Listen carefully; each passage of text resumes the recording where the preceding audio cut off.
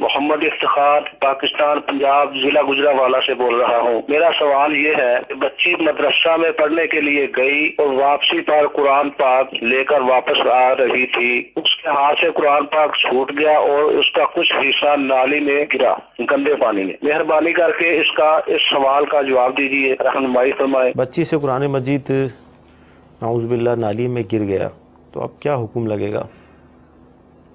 اب دیکھیں قرآن پاک کے جو اوراق ہیں، اگر وہ جس طرح ان کا سوال تھا اس کے مطابق تو اس پہ نجاست لگی ہے جی، تو ان اوراق کو پاک کرنا ہوگا، صحیح، اچھی طریقے سے اس پہ پانی بہایا جائے یہاں تک کہ جو نجاست کے اجزاء ہیں، اثرات ہیں، وہ سب اس پہ سے ختم ہو جائیں۔ صحیح، قرآن پاک کو، ان کے صفحات کو، اس کے جزدان کو، جہاں جہاں وہ ناپاکی آئی ہے تو اس کو دور کرنا ضروری ہوگا۔ اب یہ کہ بچی سے چھٹ گیا تو اس پہ گناہ نہیں ہے، اولا تو وہ نابالغ ہے تو نابالغ سے اس طرح گناہ نہیں ہوتا۔ دوسرا یہ کہ قرآن پاک کوئی جان بوجھ کے گراتا نہیں ہے، جان بوجھ کے کوئی اس طرح کرے گا تو وہ مسلمان رہے گا بھی نہیں، اسلام سے خارج ہو جائے گا، قرآن کی بے حرمتی کرنے والا۔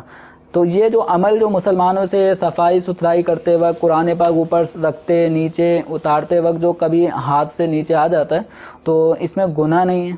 اور عوام میں پھر یہ ہوتا ہے کہ اس کا کفارہ، تو پھر عوام میں یہ مشہور ہے کہ جتنا قرآن پاک کا وزن اتنا آٹا، صحیح، تو یہ کفارہ شریعت نے واجب نہیں کیا، یہ عوام نے اپنے طور پہ ایک فرض کر لیا اطمینان کے لیے کہ وہ دل پہ ایک بوجھ سا شاید رہتا ہے تو اس بنا پہ عوام کرتے ہیں، تو شریعت مطہرہ کی طرف سے کوئی ایسا حکم نہیں ہے۔ صلو علی الحبیب صلی اللہ تعالی علی محمد۔ مجھے اپنی اور ساری دنیا کے لوگوں کی اصلاح کی کوشش کرنی ہے۔